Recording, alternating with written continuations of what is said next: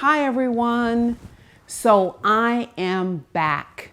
And if you watch our tapings weekly, you know that I have not taped in several weeks. And that is because for the last month or so, I have been in Denver caring for my grandmother who eventually passed away.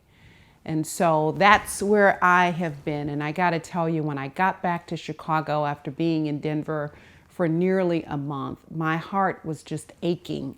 So even though I was physically back in Denver, back in Chicago, I don't even know if I could have just stepped up to the mic. I don't know, because I have never had a loss that significant in my life.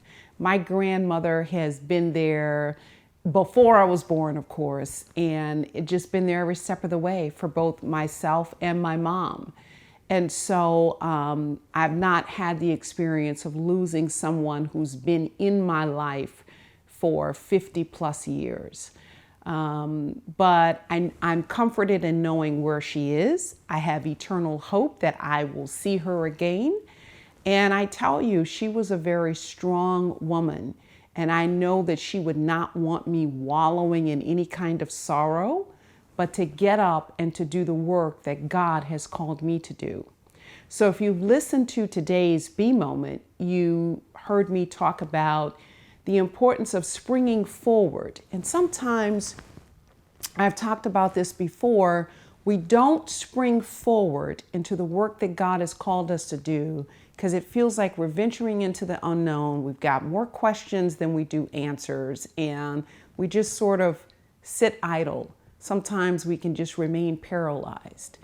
And if we could inspire ourselves to take that first step, we would see that as we take the first step, as we've heard so many times, God will take 2 steps to us. But sometimes even springing forward, we could be springing forward from a place of grief, springing forward from a dark place, which only compounds things even more. And that's where I find myself. You know, when I got back to Chicago after losing my grandmother, I felt this tremendous void in my life. And even though my life is pretty full, right, I just felt an emptiness. And so how do you spring forward?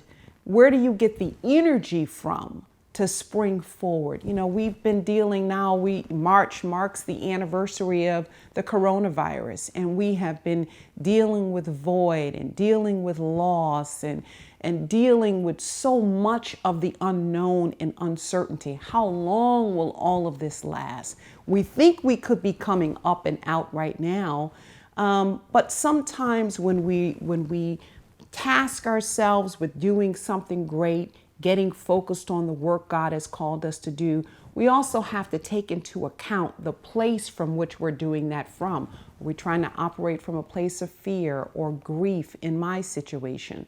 But today I want to encourage you that no matter where you are, if you're dealing with loss, if you're dealing with fear and uncertainty, if you're grieving like me, if you put your hand in His, you can still spring forward and do the great work that He has called you to do. So today, spring forward. I know spring is only a couple of days away. This Sunday, we will celebrate the first day of spring, but don't let it just be a time in the year. Let it be a spring forward in your heart, a spring forward as you're about to turn the corner, a springing forward as your grief now begins to turn to purpose as you continue to live your life. You know, my grandmother died. She was 101 years old. I'm only 54, so I got a whole lot more days and years ahead of me to really live the remarkable life such as she lived. So there's a lot that I have to do, and the first step is to spring forward into the hands of God. So all He needs is a willing heart in that first step, and you would be amazed at what He has in store. So have a great week. I'm so happy to be back with you guys. Love you guys. I know some of you are getting vaccinated, but still, We're going to wear our mask, wash our hands, and social distance up until the time it's safe for us not to have to do that anymore. Love you guys. See you next week. Bye-bye.